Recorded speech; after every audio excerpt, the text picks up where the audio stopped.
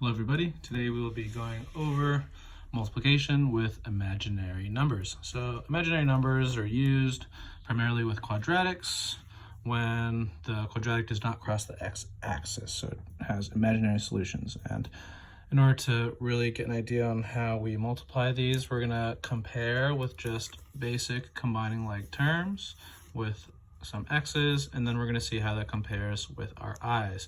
Then after we do review the addition, then we'll move on to the multiplication for today. So when we are combining like terms for something as simple as this, before we even get to the I, we know that in order to combine these, we have to get them out of the parentheses. And in order to get them out of the parentheses, we remember that there is an invisible 1 in front of these parentheses that we can use to multiply. So 1 times 3, that gives us 3. 1 times 4x, that's 4x. Negative 1 times 7, negative 7. Negative 1 times negative 2x plus 2x. And then we combined like terms. We know that 4x combines with the plus 2x, that gives us 6x. And then we have 3 minus 7, which is minus 4. And since this has an x, this does not have an x, this is our final answer. And so when we do the same thing with the imaginary numbers, it should be the same exact process. We have phrases inside of parentheses, we get our invisible ones, those distribute in order to take them out of the parentheses. And then we get plus 2i, and then once again we combine like terms. Plus 4i combines with plus 2i, giving us 6i. 3 minus 7 gives us negative 4, or subtract 4. So we get 6i minus 4 and 6x minus 4 for both. So with addition and subtraction, same process as combining like terms, nothing new there. So what about multiplication? A lot of the same things apply, but there will be one small change. So once again, we're going to be comparing two of the same kind of problems. We have 5x times 2x plus 1, and then we have 5i times 2i plus 1. And so we're going to go ahead and start with 5x times 2x plus 1. We know that when a number is outside of a parentheses, that is multiplication, so we distribute. 5 times 2 is 10. X times x gives us x squared. Then 5x times 1 is plus 5x. And since these are not like terms, this was our final answer. So what could possibly be different with our i's? It seems pretty straightforward. And so let's go ahead and start the process. 5i times 2i, that's 10i squared. And then 5i times 1 is plus 5i. But when we have imaginary numbers, we have to remember that I does equal the square root of negative 1. And so since I equals the square root of negative 1, we can actually simplify this I squared right here. Right? So we have to see, what does I squared equal? Right? We know that I is the square root of negative 1, which we have right here, but what's I squared going to be? So in order to find out what I squared is going to be, instead of me just telling you, we're going to see these two comparisons here. So let's say we knew that x equals 4, and we wanted to find out what x squared was. Well, to do that, if we knew that x equals 4, we would just square both sides. We could square this side, we square this side, x squared, that becomes x squared. 4 squared is 16, so we know that if x equals 4, x squared is going to be 16. So we can apply the same thing with this I.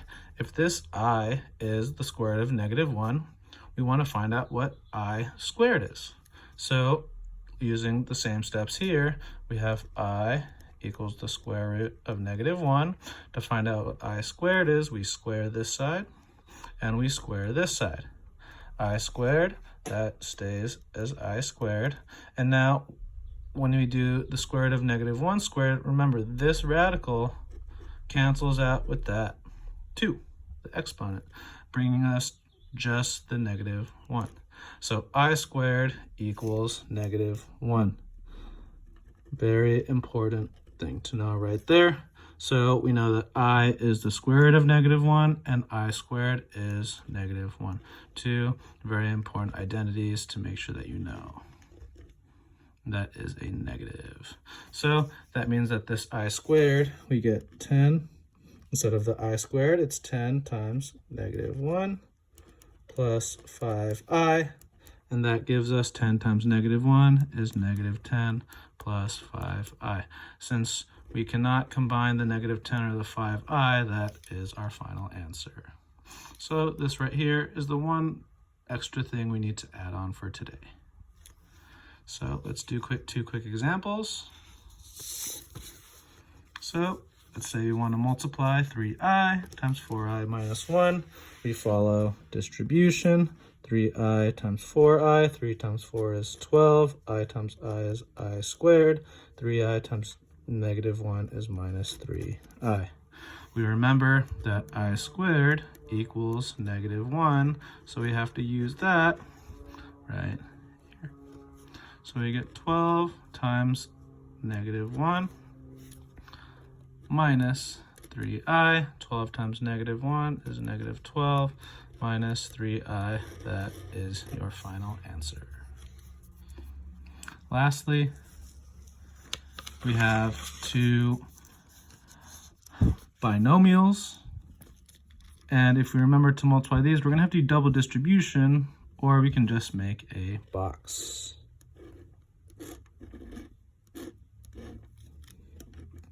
For I, that goes on top. You guys remember how to make this. Everyone has shown me multiple times. -3 times 2 is -6. -3 times 4i is -12i. -2i times 2 is -4i. -2i times 4i is -8i squared. So just like with our polynomials, it's the same process. We write them out on one line. We combine like terms, which is going to be the -12i, the -4i, -6, minus 16i, minus 8i squared, and then we simplify this I squared. -6 minus 16i minus 8 times -1, -6 minus 16i plus 8, and then -6 plus 8 is 2 minus 16i. That is your final answer. Thank you for listening to this super, super interesting lesson.